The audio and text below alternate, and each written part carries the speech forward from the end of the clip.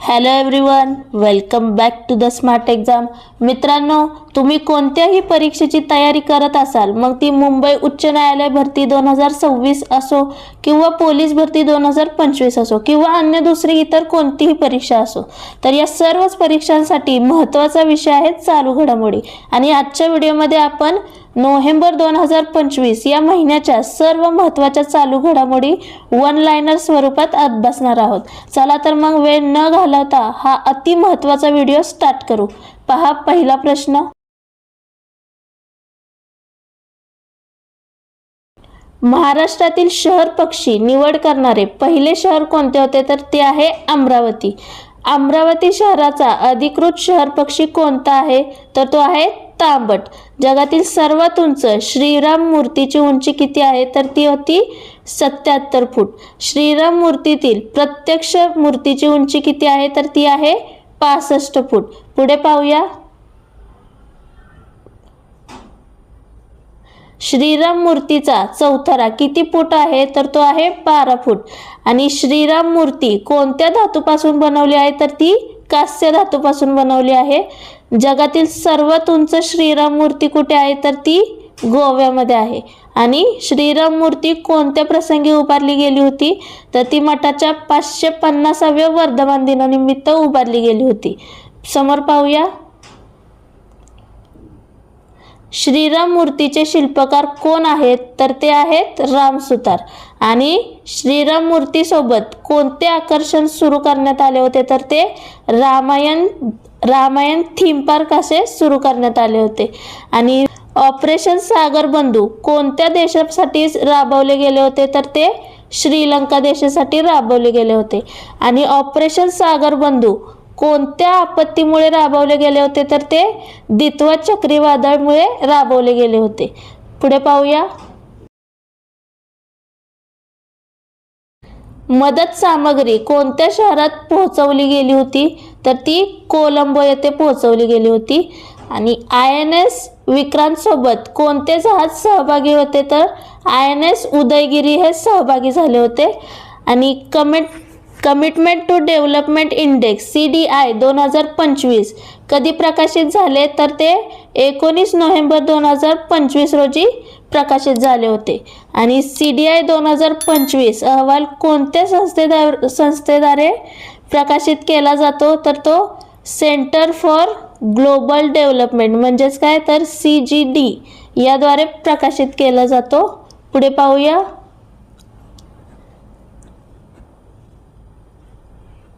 CDI 2025 मध्ये भारताचा क्रमांक कितवा आहे, तर तो आहे 36वा. CDI 2025 मध्ये पहिल्या क्रमांकावर कोणता देश आहे, तर तो आहे स्वीडन. CDI 2025 मध्ये भारताला कोणत्या घटकात टॉप 10 स्थान मिळाले, तर ते आहे पर्यावरण. आणि CDI अहवालाचे मूल्यमापन किती घटकांवर आधारित असते, तर ते आहेत 8 घटक. पुढे पाहूया. CDI 2025 मध्ये दुसऱ्या क्रमांकावर कोणता देश आहे, तर तो आहे फ्रान्स. आणि CDI 2025 मध्ये तिसऱ्या क्रमांकावर कोणता देश आहे, तर तो आहे नॉर्वे. CDI अहवाल कशाचे मूल्यमापन करतो, तर तो देशाच्या विकासासाठीच्या योगदानाचे मूल्यमापन करतो. 2025 महिला IPL लिलावात सर्वाधिक बोली कोणावर लागली होती, तर ती दीप्ती शर्मा याच्यावर लागली होती. पुढे पाहूया. दीप्ती शर्मा हिला कोणत्या संघाने खरेदी केले होते, तर UP वॉरियर्स या संघाने तिला खरेदी केले होते. अमेलिया केर हिला कोणत्या संघाने 3 कोटींना घेतले होते, तर ते मुंबई इंडियन्स या टीमने घेतले होते. दिल्ली कॅपिटल्सची 2.5 कोटींची खरेदी कोण होती, तर ती होती स्त्री चर्नी. RCBने कोणत्या न्यूझीलंड खेळाडूला 2 कोटींना घेतले होते, तर ते सोफी डेवाइन. पुढे पाहूया. 2025 महिला IPL लिलाव कुठे झाला होता, तर तो नवी दिल्ली येथे झाला होता. महिला IPL 2025 लिलावात किती खेळाडू विकले गेले तर ते 90 खेळाडू विकले गेले होते. आता पहा, हॅमर शस्त्र प्रणालीसाठी भारत फ्रान्स करार कधी झाला होता तर तो 24 नोव्हेंबर 2025 रोजी झाला होता. त्यानंतर हॅमर क्षेपणास्त्र कोणत्या देशाने विकसित केले होते तर ते फ्रान्स देशाने विकसित केले होते. पुढे पाहूया. हॅमरचा पूर्ण अर्थ काय आहे तर तो आहे highly agile modular munition extended range. पुढे पाहूया. हॅमर कोणत्या प्रकारचे क्षेपणास्त्र आहे तर ते आहे एअर टू ग्राउंड क्षेपणास्त्र. हॅमर क्षेपणास्त्राची रेंज किती आहे तर ती आहे 70 किमी. हॅमरमध्ये कोणते गायडन्स पर्याय आहेत तर ते आहे GPS, इन्फ्रारेड आणि लेझर. पुढे पाहूया. हॅमर उत्पादनासाठी भारताकडून कोणती कंपनी सहभागी आहे तर ती आहे BEL, भारत इलेक्ट्रॉनिक्स लिमिटेड. पुढे पाहूया. हॅमर करारात फ्रान्सकडून कोणती कंपनी सहभागी आहे तर ती आहे सफ्रान इलेक्ट्रॉनिक्स अँड डिफेन्स. रियाद मेट्रोला जागतिक मान्यता कोणी दिली तर ती गिनीज वर्ल्ड रेकॉर्ड्स. रियाद मेट्रोची एकूण लांबी किती आहे तर ती आहे 176 किमी. पुढे पाहूया. रियाद मेट्रोमध्ये किती ड्रायव्हरलेस ट्रेन आहेत तर ते आहेत 183. रियाद मेट्रो कोणत्या देशाच्या राजधानीत आहे तर ते आहे Saudi Arabia.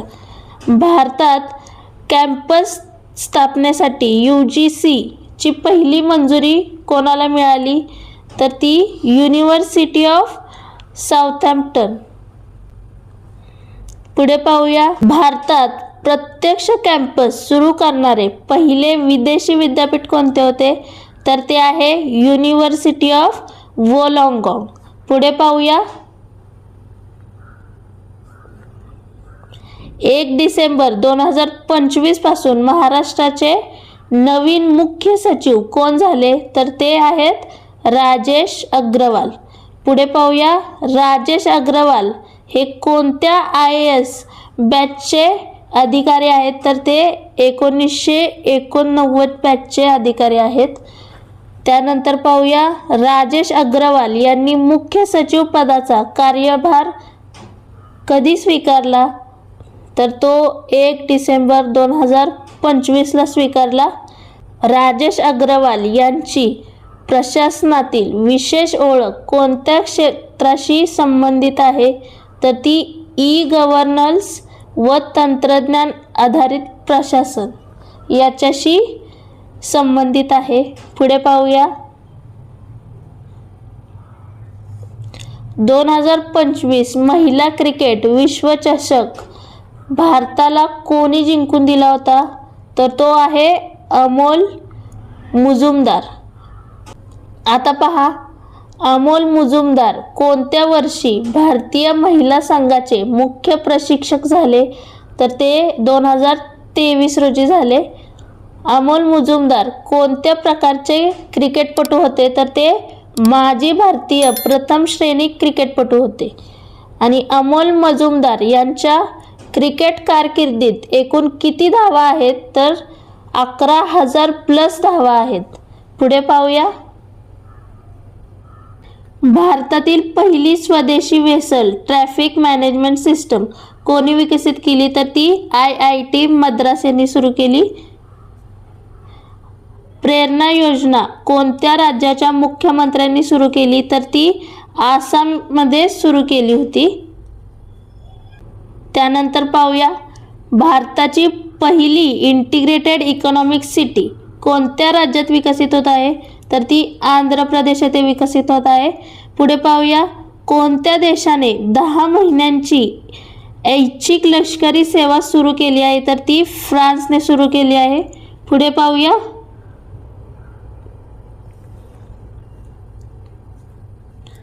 साठवी Akhil Bharatiya police महासंचालक परिषद कुठे झाली तर ती रायपूर येथे झाली होती.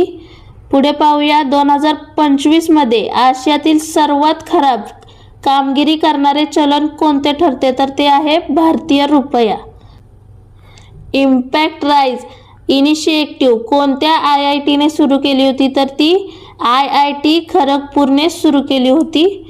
आधारभूत पशुपालन सांख्यिकी 2025 नुसार जगातील सर्वात मोठा दूध उत्पादक कोणता देश आहे? तर तो आहे भारत. पुढे पाहूया. आधार कार्ड जन्म तारखेचा पुरावा म्हणून न स्वीकारणारी राज्य कोणती आहेत? तर ती आहेत उत्तर प्रदेश आणि महाराष्ट्र. आशिया पॉवर इंडेक्स 2025 मध्ये भारताचा क्रमांक कितवा आहे? तर तो आहे 3रा क्रमांक. 56व्या आंतरराष्ट्रीय चित्रपट महोत्सवात सुवर्ण मयूर पुरस्कार कोणत्या चित्रपटाला मिळाला होता? तर तो आहे यूथ ऑफ स्किन. गोंधळ चित्रपटासाठी रयत मजूर पुरस्कार कोणाला मिळाला होता? तर तो आहे संतोष जुवेकर. पुढे पाहूया. INS तारागिरी हे कोणत्या प्रकारचे युद्धनौका आहे? तर ते आहे स्टेल्थ फ्रिगेट. पुढे पाहूया. INS तारागिरी भारतीय नौदलाकडे कधी सुपूर्द करण्यात आली होती? तर ती 28 नोव्हेंबर 2025ला सुपूर्द करण्यात आली होती. INS तारागिरी नौदलाकडे कुठे सुपूर्द करण्यात आले होते? तर ते माझगाव डॉक मुंबई येथे सुपूर्द करण्यात आले होते. INS तारागिरी कोणत्या क्लासचे युद्धनौका आहे? तर ते आहे निलगिरी क्लासचे युद्धनौका. पुढे पाहूया. INS तारागिरी कोणत्या प्रोजेक्ट अंतर्गत बांधले गेले आहे? तर ते आहे प्रोजेक्ट 17A द्वारे अंतर्गत बांधले गेले आहे. पुढे पाहूया. INS तारागिरी बांधणारी शिपयार्ड कंपनी कोणती? तर ती आहे माझगाव डॉक शिपबिल्डर्स लिमिटेड म्हणजेच MDL. पुढे पाहूया. INS तारागिरीचे डिझाईन कोणत्या विभागाने केले आहे? तर ते वॉरशिप डिझाईन ब्युरो WDB या विभागाने केले आहे. पुढे पाहूया. टीम इंडियाचा अधिकृत कलर पार्टनर कोणती कंपनी आहे? तर ती आहे एशियन पेंट्स. तर मित्रांनो, आज आपण या व्हिडिओमध्ये नोव्हेंबर 2025 या महिन्यातल्या सर्व महत्त्वाच्या चालू घडामोडी वन लाइनर स्वरूपात अभ्यासलेल्या आहेत.